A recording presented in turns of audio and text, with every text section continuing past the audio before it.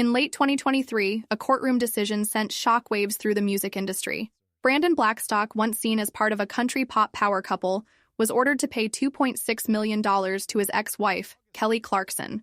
Less than 2 years later, in August of 2025, he was gone, dead at just 48 years old. For the internet, the timeline was too neat to ignore. Was it karmic justice, a sad twist of fate, or something that left room for darker speculation? People had theories, and as with most stories involving celebrity drama, the truth wasn't nearly as simple as the memes made it seem. The seed of this entire saga wasn't planted in a divorce court. It was rooted in California's strict rules about who can and cannot act as a talent agent. If you're going to book gigs for an artist, negotiate contracts, or take a cut of their pay for securing those deals, you need a license under the state's Talent Agencies Act. Brandon didn't have one. From 2017 to 2020, while serving as Kelly's manager, he secured major deals: her coaching role on The Voice, endorsements with Wayfair, appearances at the Billboard Music Awards, even partnerships with Norwegian Cruise Line. All of it made him a lot of money. But in the eyes of the Labor Commission, every commission he took during that period was money he wasn't entitled to touch. When Kelly and Brandon's marriage ended in 2020, the financial disputes that followed were inevitable. But few expected the Labor Commission to side so completely with Kelly. They combed through years of contracts, calculating every commission Brandon had received without the proper credentials, and the total came to that staggering $2.6 million. His lawyers fought back, arguing that because they were married at the time, the money should be considered community property. It was an argument that made legal sense on paper, but it didn't hold up against the state's labor laws. The ruling was clear. He had to pay it back. Brandon wasn't ready to accept defeat. In December 2023, he appealed. 3 months later, Kelly escalated with an even larger lawsuit, raising the stakes. This was heading toward a protracted, ugly battle, until May 2024, when everything abruptly ended. Both sides dropped their claims and reached a confidential settlement. No one knew exactly what was exchanged, and that's when the speculation started. Why would two people in the middle of a heated legal war suddenly call a truce? It wasn't until more than a year later that a possible answer emerged. On August 6, 2025, Kelly posted a rare personal statement to her fans. She explained that her children's father had been ill for some time and that she needed to step back from her Las Vegas residency to be fully present for them. The tone was measured and careful. No mention of the legal battles, no bitterness, just a mother preparing her children for what was to come. The very next day, news broke that Brandon had died from melanoma, a type of skin cancer he'd been fighting quietly for over 3 years. That detail reframed the entire story. It meant that when Brandon was appealing the judgment, when Kelly filed her countersuit, when they sat down to negotiate that confidential settlement, he was already in the middle of a battle for his life. Suddenly, the decision to settle made sense. For someone facing a terminal illness, draining years in court might not just be exhausting. It might be impossible.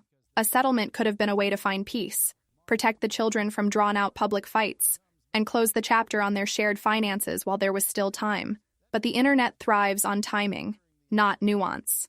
The moment the news of his death spread, comment sections lit up with a mix of schadenfreude, outrage, and conspiracy theories. Some saw it as poetic justice, an end to the man they saw as having wronged Kelly. Memes appeared almost instantly. Images of Kelly smiling, captions about no more alimony, dancing gifs pasted into threads like digital confetti. Others were appalled, pointing out that whatever the legal disputes, 2 children had just lost their father. Think about the kids, some pleaded, but social media has never been a place where empathy consistently wins. And then there were the conspiracy theorists. For them, the overlap between the lawsuit's resolution and Brandon's death wasn't just coincidence. It was evidence. They speculated about hidden motives, whispered about Hollywood elites getting what they wanted, spun the facts into a narrative that made the story juicier, if less true. In their version, the legal win and the loss of life were connected in ways too dark to speak openly. It didn't matter that melanoma is a documented, often aggressive disease. It didn't matter that Brandon's illness had been quietly ongoing for years. The timing was too perfect for them to resist. Strip away the drama, though, and what's left is something far less cinematic and far more human. Brandon Blackstock was a man who made choices that cost him financially and damaged relationships. He was also a father who, in his last years, was facing the same mortality that humbles all of us. Kelly Clarkson was a woman navigating the difficult balance of protecting her career, her finances, and her children's well-being, while her ex-husband was both her legal adversary and the father of her kids. It's a messy, tangled reality that doesn't lend itself to clean moral lessons or satisfying Hollywood endings. In a way, this entire episode is a reminder of how easily public figures become characters in stories that strangers tell about them. Online, their lives are chopped into plot points. The court loss, the settlement, the illness, the death. The gaps between those points are filled with assumptions, judgments, and whatever narrative gets the most clicks. But in real life, those gaps are filled with private moments, hospital visits, quiet conversations, choices made out of exhaustion or compassion rather than strategy. For River and Remington, the couple's 2 children, none of this is about legal rulings or public opinion. It's about the absence of a parent and the noise of a world that treats that loss like a spectacle. They will grow up with access to every headline, every meme, every comment their father's death inspired. They'll see the debates over whether it was karma or tragedy, and they'll have to sort out for themselves where the truth lies. That's the real cost of this kind of public drama. It doesn't end when the news cycle moves on.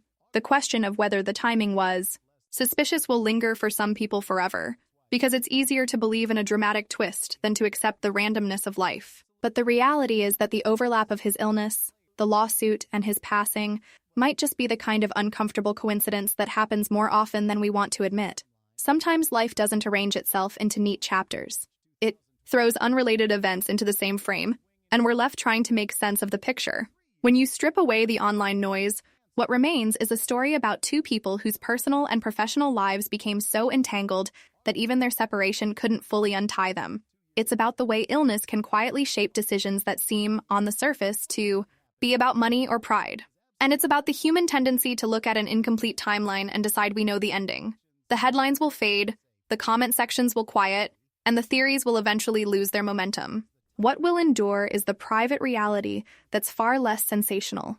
A mother raising 2 children who have lost their father, navigating a life that's permanently changed.